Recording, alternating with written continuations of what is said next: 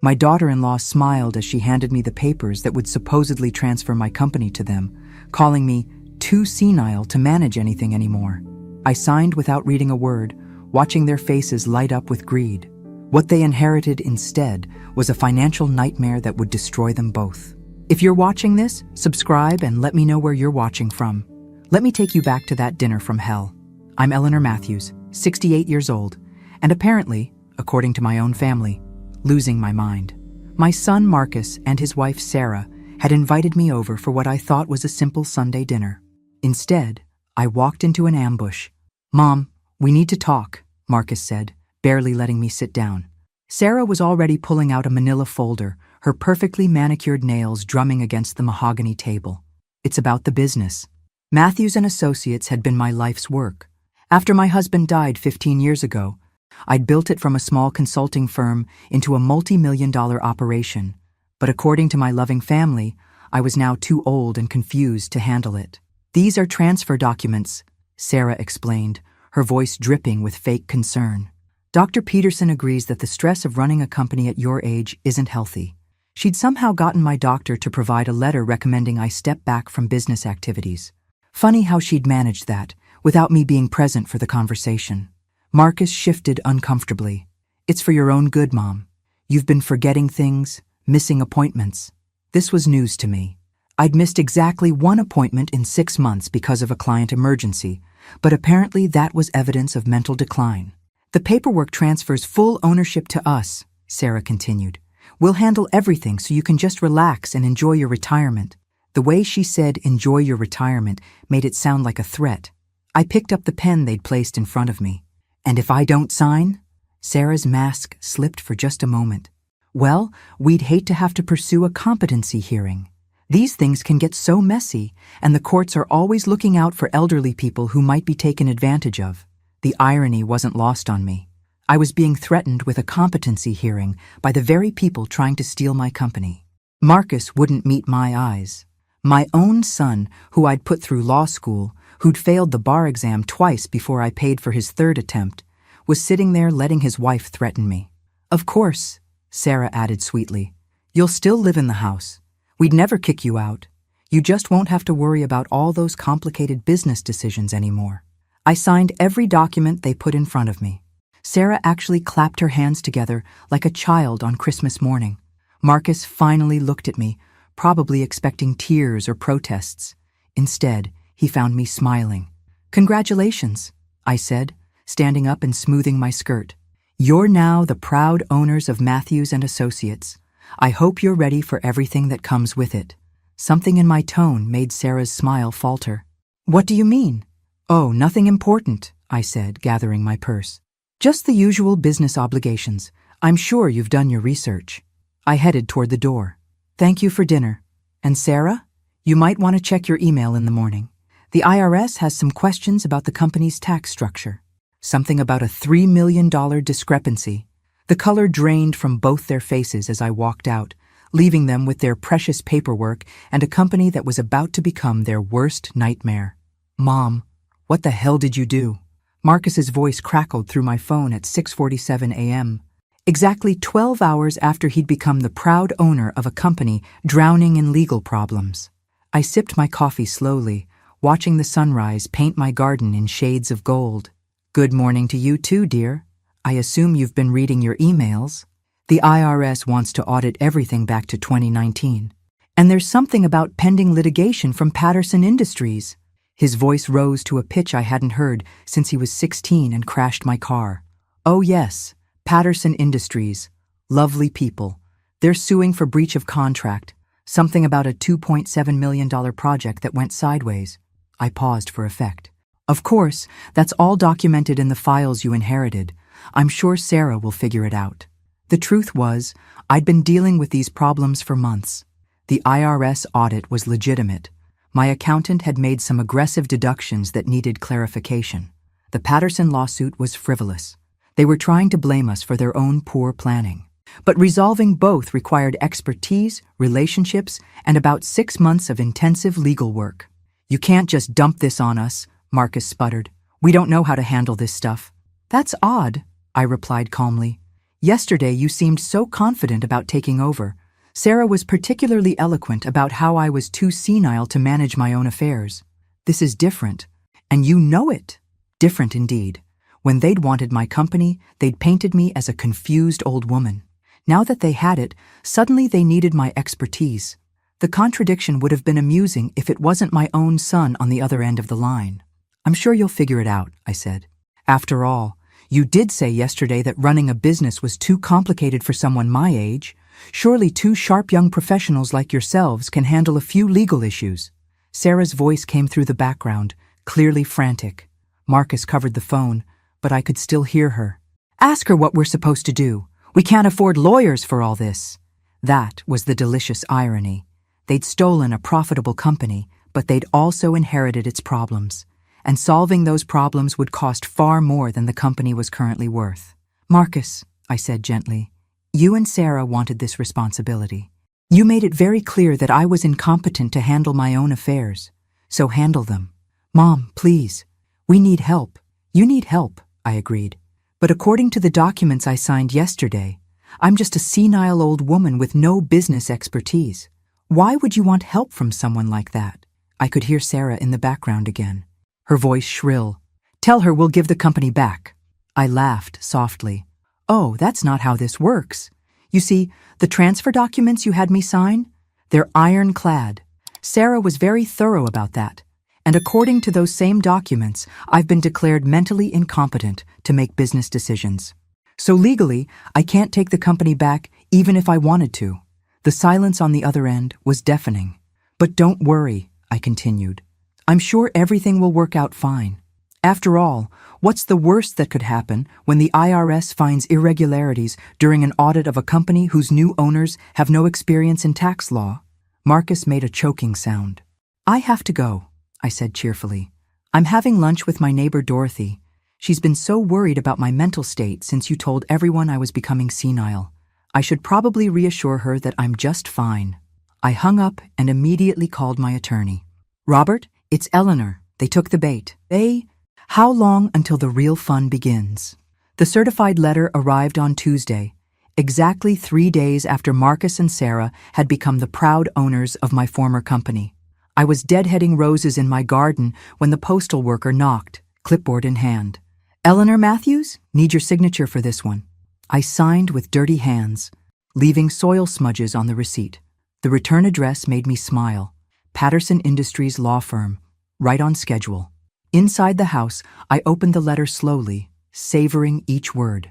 Patterson Industries was demanding immediate payment of $2.7 million for breach of contract, plus interest and legal fees.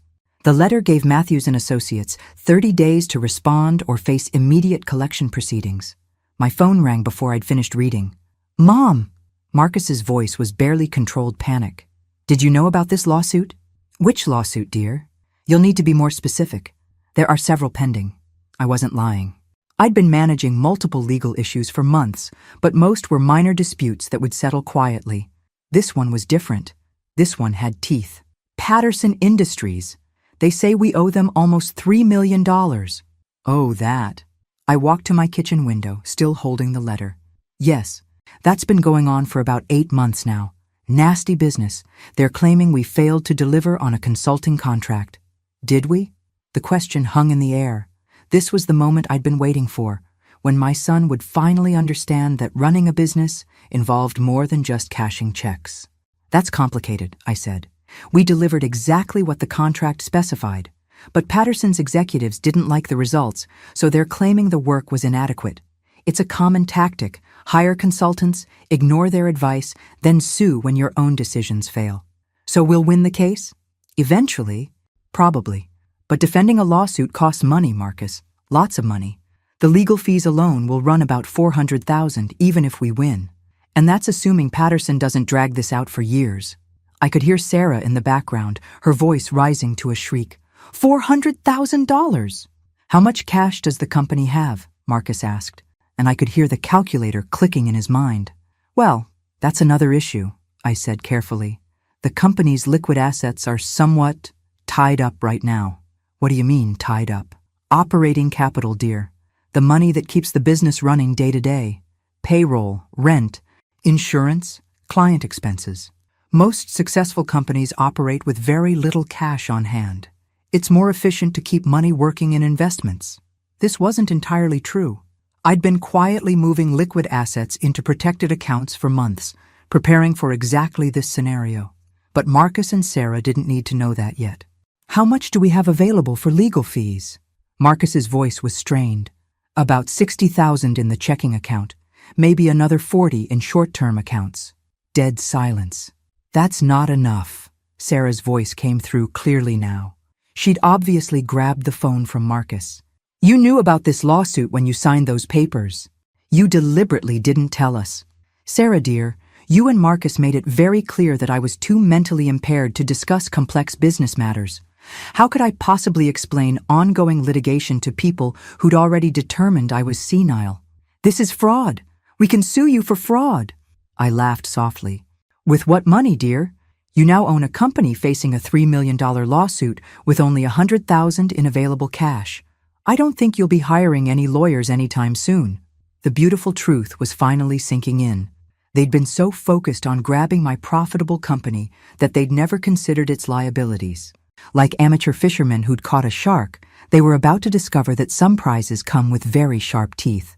Besides, I added, the transfer documents you had me sign included a clause stating that I disclosed all known liabilities. It's right there in paragraph 7, subsection C. I'm sure you read it carefully before having me sign. Of course, that paragraph listed dozens of potential liabilities in dense legal language. Patterson Industries was mentioned by name, along with the approximate dollar amount. Any competent lawyer would have caught it and demanded details. But Sarah had been in such a hurry to steal my company that she'd skipped the due diligence entirely. We need help, Marcus said finally. We can't handle this alone. I'm sure you'll figure something out, I replied. After all, yesterday you told everyone I was too senile to run my own company. Why would you want advice from someone like that? The second shoe dropped on Friday morning when Sarah called, sobbing so hard I could barely understand her. The bank froze our credit line, she managed between gasps. They want the Patterson lawsuit resolved before they'll extend any more funds. I set down my coffee and settled into my favorite chair. This was better than cable television. That's unfortunate, I said mildly. Though I suppose it makes sense from their perspective. Banks don't like lending money to companies facing major litigation. You knew this would happen, Sarah accused. You set us up. I set you up? I laughed genuinely now. Sarah, you threatened me with a competency hearing unless I signed papers transferring my company to you. I was apparently too senile to run my own business, remember? How could someone that mentally impaired possibly set up anyone? The irony was perfect. Either I was competent enough to have orchestrated their downfall, in which case their theft was even more despicable, or I was the senile old woman they'd claimed, in which case they'd been outmaneuvered by someone with dementia. We can't make payroll next week, Sarah continued. 12 employees, Eleanor. 12 people will lose their jobs because of what you did. That stung a little. I'd built Matthews and Associates from nothing, and those employees had been loyal. But I'd also been planning for this moment much longer than Sarah realized. Actually, I said, I have a solution for the employees. What do you mean? I'm starting a new consulting firm, EM Advisors. 7 of your employees have already accepted positions with me, starting Monday. Silence. The other 5 have found positions with my competitors. I made some calls yesterday, pulled in a few favors. Everyone will be working by Monday, probably making more money than you were paying them. You can't do that, Sarah shrieked. That's poaching. It's illegal. Actually, it's not. I checked with my attorney. Since I no longer own Matthews and Associates, I'm free to start a competing business. And since your company can't make payroll, the employees are free to seek other employment. The truth was even sweeter than Sarah knew. I'd been planning this move for months, carefully documenting every client relationship, every process, every advantage that had made Matthews and Associates successful. The new company would have all the expertise and relationships, while Matthews and Associates would be left with nothing but debt and litigation. Besides, I continued, I thought you'd appreciate me taking those pesky employees off your hands. After all, if you can't afford to pay them, they're really more of a liability than an asset. The clients will follow them, Marcus's voice came through. Apparently, he'd taken the phone back. "You're stealing our clients." "Your clients?" I asked sweetly. "Marcus, dear, most of those clients have been working with me personally for over a decade. They have no relationship with Matthews and Associates. They have a relationship with me. And since you've publicly declared me mentally incompetent, I doubt they'll want to continue working with a company run by people who inherited their business from someone they claim is senile." This was the final piece of my plan falling into place. Sarah and Marcus would be left with a company name, some office furniture, and crushing debt. Meanwhile, I'd have the clients, the employees, and none of the liabilities. "You can't leave us with nothing," Marcus pleaded, and for a moment he sounded like the little boy who used to climb into my lap when he was scared. "I didn't leave you with nothing," I corrected gently. "I left you with exactly what you asked for, my company. The fact that you didn't bother to understand what you were taking is your responsibility, not mine. Mom, please. Sarah made me do this. I never wanted to take the company away from you." That might have been true, but it was too late for excuses now. "Marcus, for the past year, you've watched your wife insult me, threaten me, and undermine me at every family gathering. You never once stood up for me or told her to stop. When she decided to steal my company, you went along with it. When she threatened me with a competency hearing, you said nothing." My voice hardened. "You made your choice. Now you get to live with the consequences. What are we supposed to do?" "I suggest you start by finding a good bankruptcy attorney," I said. "You're going to need one." I hung up and immediately called Robert Patterson, CEO of Patterson Industries. "Robert? It's Eleanor. How are Margaret and the kids?" "Good, good. Listen, I wanted to talk to you about that little lawsuit your lawyers filed. I think we can work something out." The meeting was set for Monday morning at Patterson Industries headquarters. I arrived 15 minutes early, wearing my best navy suit and carrying a leather briefcase that had belonged to my husband. Robert Patterson met me in the lobby personally, which told me everything I needed to know about how seriously he was taking this conversation. "Eleanor, you look wonderful," he said, his smile genuine but cautious. "I have to admit, I was surprised when you called." "I imagined so," I replied, shaking his hand firmly. "Shall we get to business?" His conference room overlooked downtown, with windows that made everything seem possible. Robert's legal team was already assembled, 3 attorneys in expensive suits who looked like they'd rather be anywhere else. "Before we begin," Robert said, "I want you to know this lawsuit isn't personal. It's just business." I smiled. Of course it is, and so is my response. I opened my briefcase and pulled out a thick folder. "I'd like to start by reviewing the original contract between Patterson Industries and Matthews and Associates." One of the lawyers, a sharp-faced woman in her 40s, leaned forward. "Mrs. Matthews, our position is clear. Your company failed to deliver the consulting services specified in the contract." "That's interesting," I said, pulling out the first document, "because according to this email from your project manager, dated 6 months ago, he specifically stated that our recommendations were exactly what Patterson Industries needed to streamline operations." I slid the email across the table. Robert read it quickly, his expression darkening. "Furthermore," I continued, "this document shows that Patterson Industries implemented exactly 0 of our recommendations. Not a single one. You paid for expert advice, ignored it completely, then blamed us when your own decisions led to project failure." The second lawyer, a young man who looked fresh out of law school, spoke up. "The contract required results, not just recommendations." "Actually, no." I pulled out the contract itself, highlighting specific sections. "The contract required comprehensive analysis and strategic recommendations for operational improvement, which we delivered, in writing, on time, with detailed implementation guidelines." I could see Robert's lawyers exchanging glances. They were realizing their case wasn't as strong as they'd thought. "However," I continued, "I'm not here to relitigate the past. I'm here to offer a solution." "What kind of solution?" Robert asked. "You drop the lawsuit against Matthews and Associates completely. In exchange, my new company, EM Advisors, will provide Patterson Industries with 6 months of free consulting to help implement the recommendations you ignored the first time." The sharp-faced lawyer opened her mouth to object, but Robert held up his hand. "That's generous," he said carefully. "But why would you help us after we sued you?" I smiled. Because the lawsuit isn't really about money, is it, Robert? Patterson Industries needs to show your board of directors that the failed project wasn't your fault. You need someone to blame. Robert's face confirmed my suspicion. The problem is, I continued, Matthews and Associates is now owned by my son and daughter-in-law, who have no experience in consulting. If you win this lawsuit, you'll get a judgment against a company that will be bankrupt within 6 months. You'll recover nothing, and you'll still have the same operational problems that caused the original project to fail. I leaned forward. But if you accept my offer, you get professional consulting services that will actually solve your problems. Your board will see results instead of lawsuits. And you'll be working with someone who has a track record of success instead of 2 amateurs who inherited a business they don't understand. The young lawyer tried again. Mrs. Matthews, this sets a precedent. The precedent, I interrupted, is that Patterson Industries is smart enough to choose solutions over revenge, that you care more about fixing problems than assigning blame. Robert was studying me carefully.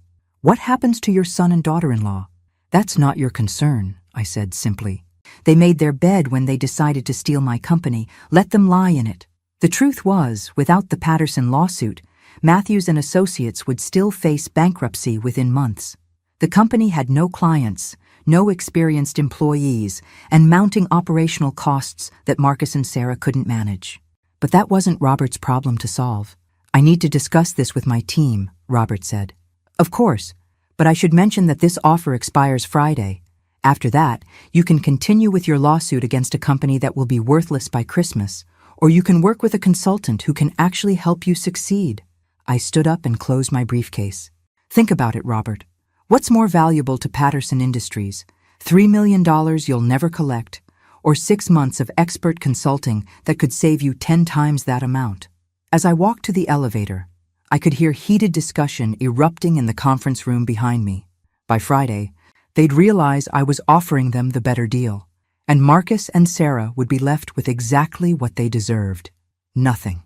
The call came at 4:47 p.m. on Friday, just hours before my deadline to Robert Patterson would expire.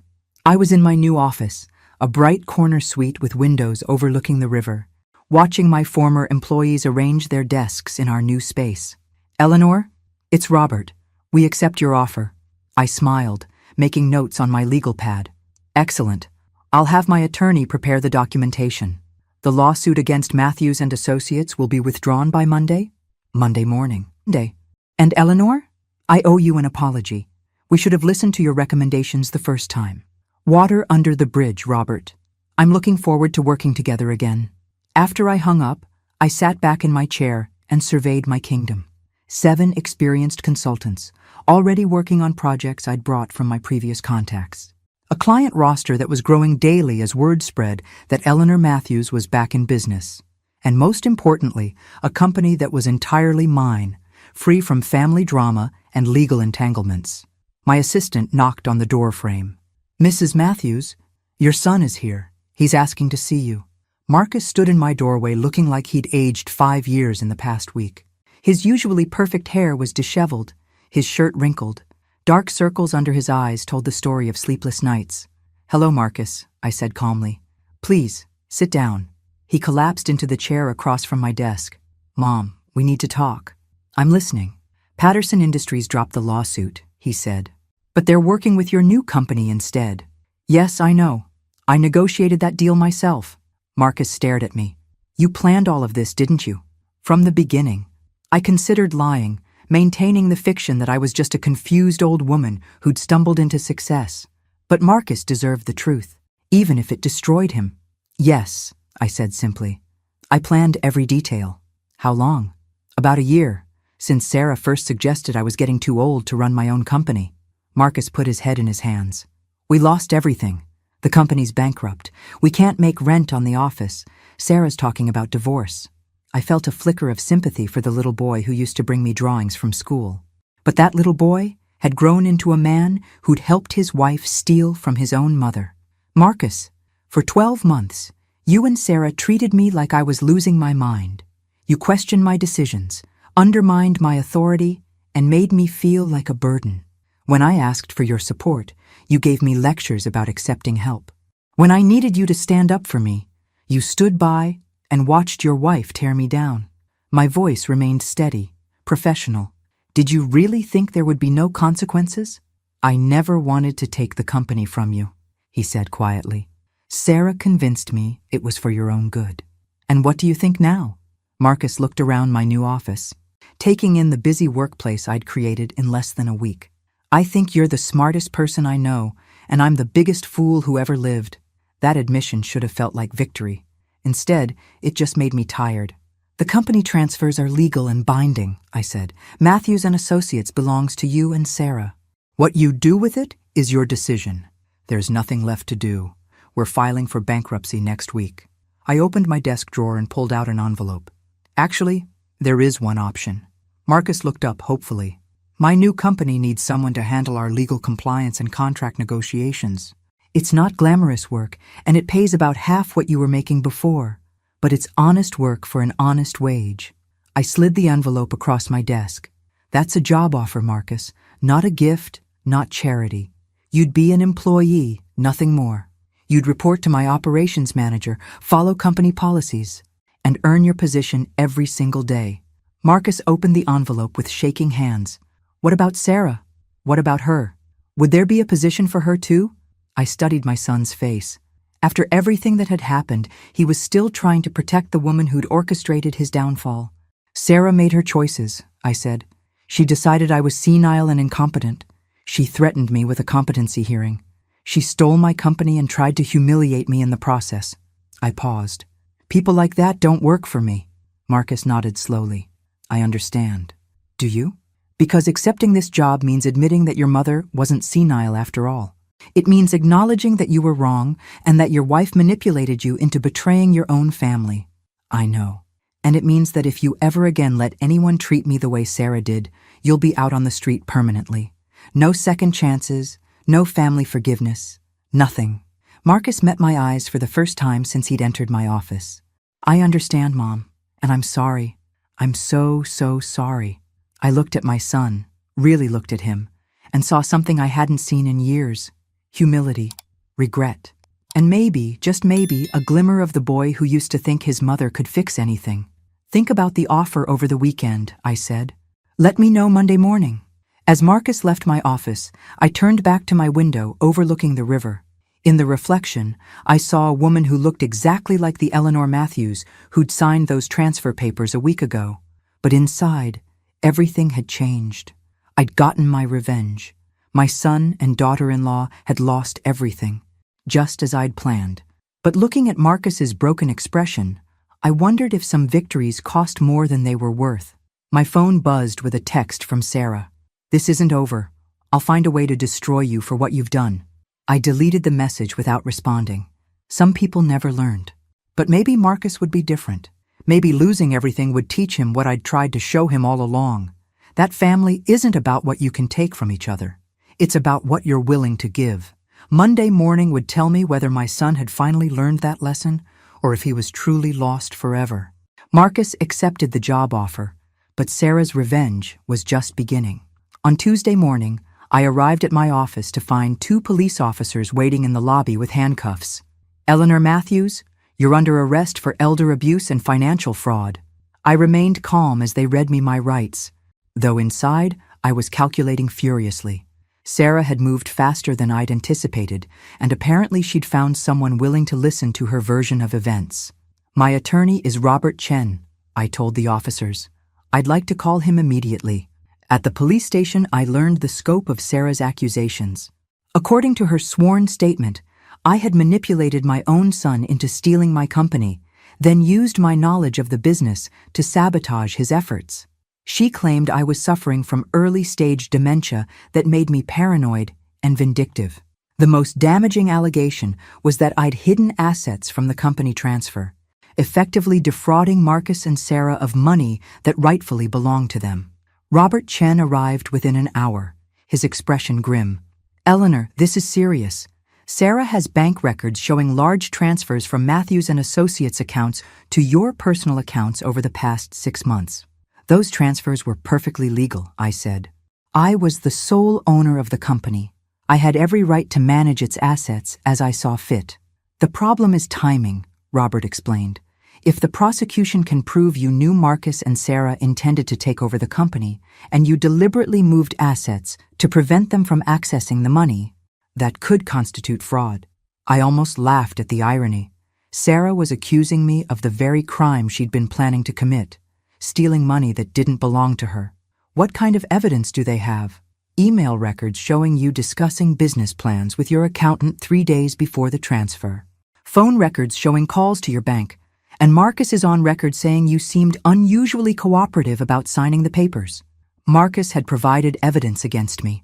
My own son, who I just offered a job to rebuild his life, had helped his wife try to destroy mine. Where's Marcus now? I asked. That's another problem, Robert said carefully. He and Sarah have disappeared. They cleared out their apartment yesterday and haven't been seen since. The picture was becoming clearer. Sarah had filed criminal charges against me, then fled before anyone could question her story too closely. It was actually quite clever. By disappearing, she'd made it impossible for me to confront her lies while ensuring the legal process would move forward without her presence. What happens next? Arraignment tomorrow morning. They'll set bail, assuming the judge grants it. After that, we prepare for trial. That night, sitting in a holding cell that smelled of disinfectant and desperation, I had time to think. Sarah had outmaneuvered me, at least temporarily, but she'd also made a critical mistake. She'd assumed I was playing by the rules. I wasn't. The next morning, Judge Patricia Williams presided over my arraignment. She was a stern-looking woman in her 60s who'd built her reputation on being tough but fair. Mrs. Matthews, you're charged with elder abuse in the first degree and financial fraud. How do you plead? Not guilty, Your Honor.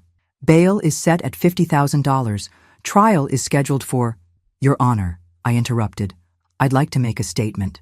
Judge Williams frowned. Mrs. Matthews, I strongly advise you to consult with your attorney before— I understand the risks, Your Honor, but there's something the court needs to know about the complainant's credibility. Robert Chen was making frantic gestures for me to stop talking, but I continued.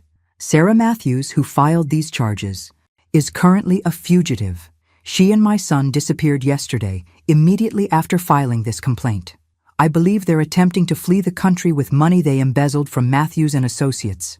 The prosecutor, a young woman who'd been looking confident, suddenly appeared worried. Furthermore, I continued, I have evidence that Sarah Matthews has been planning this fraud for over a year, and that the company transfer she claims was legitimate was actually accomplished through threats and coercion. Judge Williams looked intrigued despite herself. What kind of evidence? Mrs. Matthews? I smiled. Audio recordings, Your Honor, of every conversation I had with my son and daughter-in-law over the past 6 months. The courtroom erupted in murmurs. The prosecutor was now looking actively panicked. I've been recording our family interactions since Sarah first suggested I was becoming senile, I continued, including the dinner where she threatened me with a competency hearing unless I signed the transfer documents. Robert Chen had stopped trying to shut me up and was now smiling himself. Your Honor, I said, I'd like to request that all charges be dropped and that a warrant be issued for the arrest of Sarah and Marcus Matthews for fraud, extortion, and filing false police reports. The audio recordings changed everything. Within hours of my arraignment, detectives were listening to Sarah's voice, threatening me with a competency hearing unless I signed the transfer papers. They heard Marcus agreeing to the plan despite clearly knowing it was wrong. Most damaging was the conversation from the week before the dinner when Sarah and Marcus discussed their strategy for taking my company. We need to make her seem confused and incompetent, Sarah's voice was crystal clear on the recording. Get her doctor to write a letter about cognitive decline. Make her feel like she's a burden. What if she refuses to sign? Marcus asked. Then we file for guardianship. Once I'm her legal guardian, I can do whatever I want with her assets. The recordings proved that everything I'd told the police was true, and everything Sarah had claimed was a lie.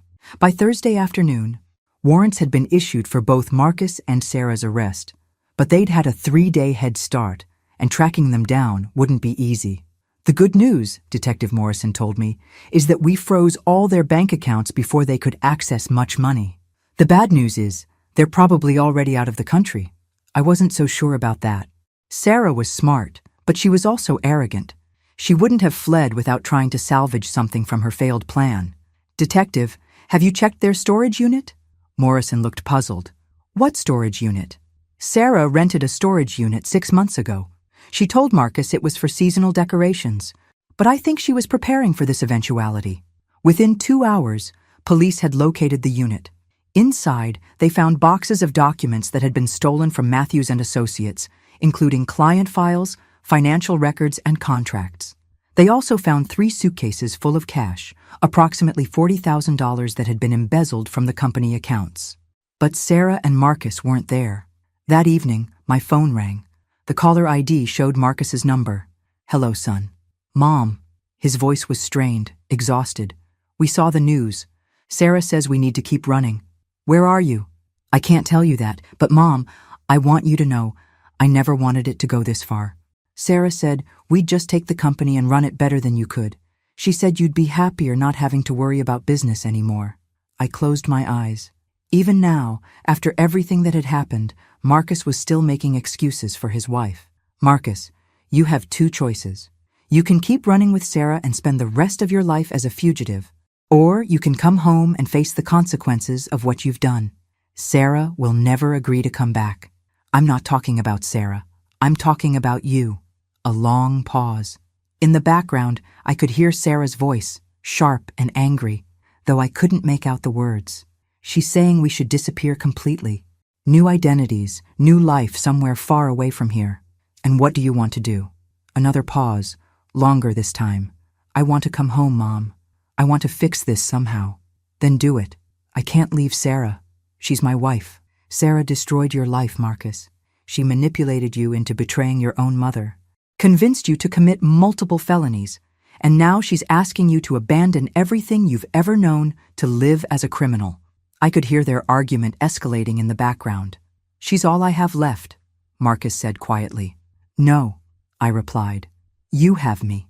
You'll always have me, if you're willing to come home and make this right." The line went dead. Friday morning, Detective Morrison called with an update. We traced their credit cards to a hotel in Montreal. Canadian authorities are coordinating with us, but by the time officers arrived, they were gone again. Any idea where they're headed? Sarah has a cousin in Switzerland. We're working with Interpol. But honestly, if they make it to Europe, it'll be much harder to bring them back. I hung up and stared out my office window. Somewhere out there, my son was running from the police with a woman who'd destroyed everything he'd ever cared about. Part of me wondered if I should have handled things differently, found a way to separate Marcus from Sarah's influence without destroying his life completely. But then I remembered the recordings. Marcus's voice agreeing to steal my company, his willingness to have me declared incompetent, his complete failure to protect me from Sarah's abuse. Some lessons could only be learned the hard way. The breakthrough came from an unexpected source. On Saturday morning, my doorbell rang at 7 a.m. I opened it to find a young woman in her 20s with Sarah's blonde hair and sharp features. "Mrs. Matthews, I'm Jessica Mills, Sarah's sister. I think we need to talk." Over coffee in my kitchen, Jessica told me a story that made everything click into place. "Sarah's been planning this for 2 years," she said. "Ever since Marcus first mentioned how successful your company was. She's always been jealous of people who have more than she does." "Why are you telling me this?" Jessica looked uncomfortable. "Because she called me yesterday asking for money. She wanted me to wire $10,000 to an account in Switzerland. When I refused, she threatened to ruin my credit rating." That sounded like Sarah. Even on the run, she was trying to manipulate and threaten people. She also said something that worried me. "She's planning to come back to the US, but not to turn herself in. She wants to kill you." The words hit me like ice water. She said that specifically? Her exact words were, "That old bitch ruined everything. I'm going to make her pay permanently." I called Detective Morrison immediately. Within an hour, FBI agents were at my house, setting up surveillance equipment and discussing protection protocols. "We're treating this as a credible threat," Agent Susan Torres explained. "Sarah Matthews has already shown she's willing to commit multiple felonies. Threatening violence against a witness is a logical escalation. How long will this take? Depends on how smart she is. If she really tries to come back here, we'll catch her. If she stays in Europe, it could take months or years to extradite her." I spent the weekend in a safe house, a bland apartment that felt like a prison. But Monday morning brought news that changed everything. Marcus had turned himself in. I rushed to the police station, where I found my son sitting in an interview room, looking like he'd aged 10 years. He was alone. Sarah was nowhere to be seen. "Where is she?" Detective Morrison asked. "Gone," Marcus said simply. "She left me in Montreal, took what money we had left and disappeared." "Did she say where she was going?" Marcus shook his head. "She said I was weak and pathetic, that I'd just slow her down." She was probably right. Looking at my son, hollow-eyed, defeated, abandoned by the woman he'd sacrificed everything for, I felt something I hadn't expected. Pity. "Marcus," I said quietly, "tell them everything. About the plan, about Sarah's threats, about what really happened." For the next 4 hours, Marcus confessed to everything. He provided details about Sarah's scheme that even I hadn't known. She'd been researching elder abuse laws for months, looking for ways to have me declared incompetent. She'd been cultivating relationships with my doctor and my accountant, trying to find people who would support her claims about my mental state. Most shocking was her backup plan. If the competency hearing didn't work, she intended to have me committed to a psychiatric facility against my will. She had papers drawn up, Marcus said, his voice breaking. False medical reports. Fake psychiatric evaluations. She was going to have me sign an affidavit saying you'd become violent and delusional. The scope of Sarah's plan was breathtaking in its cruelty. She hadn't just wanted my money, she'd wanted to destroy my life completely. "Why are you telling us this now?" Agent Torres asked. Marcus looked at me through the one-way glass. "Because my mother was right. Sarah didn't love me. She used me to get what she wanted, and when I became inconvenient, she threw me away like garbage." He turned back to the investigators. "I'll testify against her. I'll tell you everything I know about her plans, her contacts, her hiding places. But first I need to ask my mother something." They brought me into the interview room. Marcus looked older, broken, but there was something different in his eyes, a clarity that had been missing for years. "Mom, can you ever forgive me?"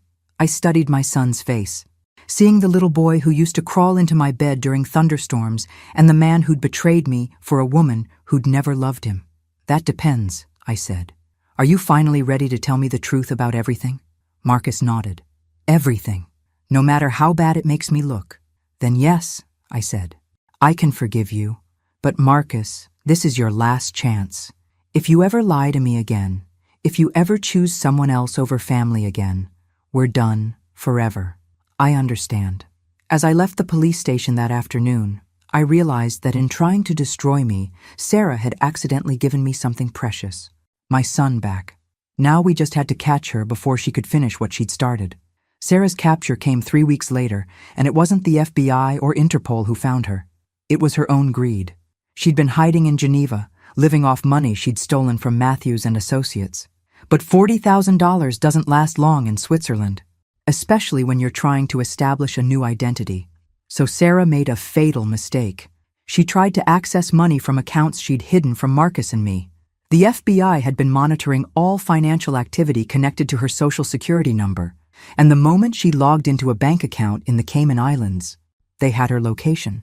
Swiss authorities arrested her at an internet cafe trying to transfer money to a new account she'd opened under a false name. "She'll be extradited within the month," Agent Torres told me. "And thanks to your son's testimony, we have enough evidence to convict her on multiple federal charges." Marcus had kept his word. Over the past 3 weeks, he'd provided investigators with a complete picture of Sarah's criminal enterprise. She'd been embezzling money from Matthews and Associates for over a year, creating false invoices and diverting client payments to accounts only she controlled. She'd also been systematically destroying evidence of my competence, deleting emails that showed my clear thinking and replacing them with confused-sounding messages she'd written herself. "The irony," Detective Morrison said, "is that she spent so much time trying to make you look senile that she created a detailed record of her own criminal planning." The trial was scheduled for September. Marcus would testify for the prosecution in exchange for a reduced sentence, 5 years probation instead of 10 years in prison. It wasn't perfect justice, but it was fair considering his cooperation. "What will you do now?" I asked him as we sat in my office, overlooking the river where I'd built my new life. "I'd like to keep working here, if you'll have me," he said. "I know I don't deserve another chance, but this job, working for you again, It's helped me remember who I used to be before Sarah came along. Marcus had indeed proven himself over the past month. He worked harder than anyone in the office, stayed late without being asked, and never complained about the routine legal work I'd assigned him. More importantly, he'd started standing up for himself in small ways that suggested he was rebuilding his backbone. "You can stay," I said, "but I want you to understand something.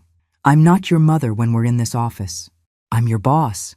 You'll earn your position every single day, and you'll never receive special treatment because you're my son. I understand. And Marcus, you'll go to therapy, real therapy, with a professional who specializes in emotional manipulation and psychological abuse. Sarah didn't just steal our money, she stole your ability to think for yourself. If you're going to rebuild your life, you need to understand how that happened." Marcus nodded.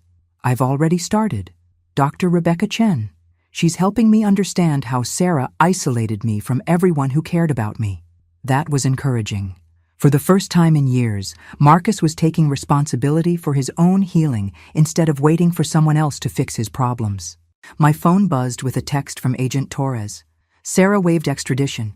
She'll be back in the U.S. tomorrow for arraignment." I showed the message to Marcus. His face went pale. "Are you afraid of her?" I asked. "Terrified," he admitted. "Even in handcuffs, even facing 20 years in prison, she's still the most manipulative person I've ever met. She'll try to blame everything on me, make herself look like a victim." "Let her try," I said. "We have recordings, financial records, and your testimony. The truth has a way of surviving lies." But privately, I shared Marcus's concern. Sarah was indeed manipulative, and she'd had weeks in a Swiss jail cell to plan her defense strategy. The real test would come when she stood in front of a jury and tried to convince them that she was just a loving wife trying to help her confused mother-in-law. I'd built my case carefully, but Sarah had always been good at making people believe her version of events. This time, though, I had something she didn't. The complete truth, documented in her own voice. And sometimes, that's enough. The trial lasted 6 days, and every moment was a masterclass in how truth ultimately defeats deception, no matter how skillfully the lies are told. Sarah's defense attorney painted her as a devoted daughter-in-law who'd been concerned about my mental deterioration. He claimed she'd only tried to help me by taking over business responsibilities I could no longer handle. "My client acted out of love and concern," he told the jury. "Eleanor Matthews has admitted to recording private family conversations without consent. She's admitted to deliberately hiding business assets from her own son. She's admitted to planning an elaborate scheme to punish her family for trying to help her.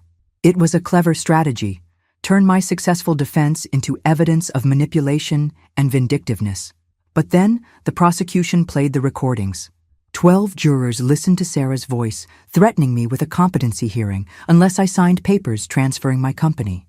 They heard her discussing plans to have me committed to a psychiatric facility.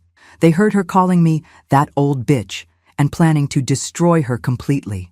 Most damaging was a recording from 2 months before the dinner. Sarah and Marcus discussing how much money they'd be able to steal once they controlled my assets. "Once we get guardianship," Sarah's voice was crystal clear, "we can liquidate everything and move somewhere warm. The old bat will be stuck in a nursing home while we live like kings."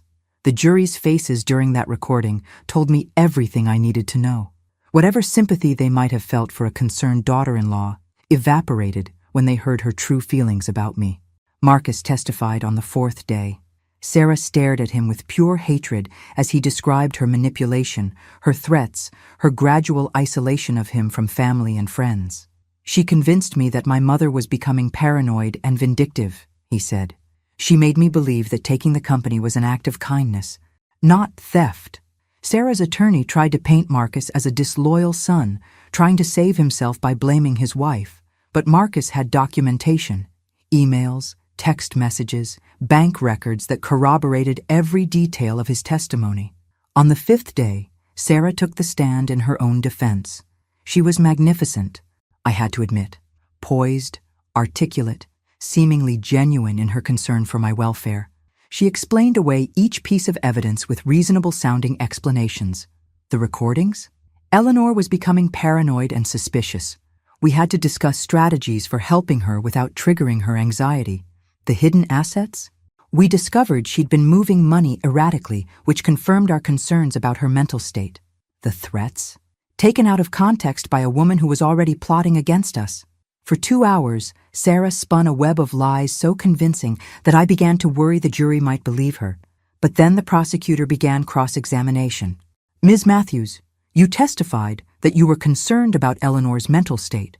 Did you ever suggest she see a doctor for evaluation? Yes, we discussed it many times. But you never actually arranged for her to see a specialist, did you? She refused to go. Yet you were planning to have her declared incompetent without a proper medical evaluation? Sarah hesitated. We felt we had enough evidence. Evidence? You mean the recordings you made secretly while manipulating her into appearing confused? That's not... Ms. Matthews, you testified that you were trying to help Mrs. Matthews. Can you explain why your plan included liquidating her assets and moving to another state? Sarah's composure finally cracked. We needed to protect the money from her erratic decisions. By spending it on yourselves? We were her family. We deserved... What did you deserve, Ms. Matthews? The word deserved hung in the air like a confession. In that moment, Sarah revealed her true motivation, not love or concern, but entitlement. The jury deliberated for less than 3 hours, guilty on all charges: fraud, elder abuse, embezzlement, filing false police reports, and conspiracy. The judge sentenced Sarah to 15 years in federal prison with no possibility of parole for 7 years. As the bailiff led her away in handcuffs, Sarah turned to look at me one last time. Her mask had finally slipped completely, revealing the cold calculation underneath. "This isn't over," she mouthed silently. I smiled and mouthed back, "Yes, it is." Walking out of the courthouse with Marcus beside me, I felt something I hadn't experienced in 2 years. Complete peace. "What happens now?" Marcus asked. "Now you finish your probation, keep going to therapy, and prove that you've learned from this experience," I said. "And I get back to building the life Sarah tried to steal from me." 6 months later, EM Advisors had grown to 15 employees and had contracts with major corporations across 3 states. Marcus had been promoted to senior legal counsel, a position he'd earned through hard work and dedication. Most importantly, we'd rebuilt our relationship on a foundation of honesty and mutual respect. Sarah's final appeal was denied last month. She'll spend the next 7 years thinking about how greed and manipulation led to her downfall. As for me, I'm 69 years old, running a successful company, and finally free from people who saw me as an obstacle to their ambitions, rather than a person worthy of love and respect. Sometimes the best revenge isn't just justice. It's living so well that your enemy's failure to destroy you becomes the proof of their own weakness.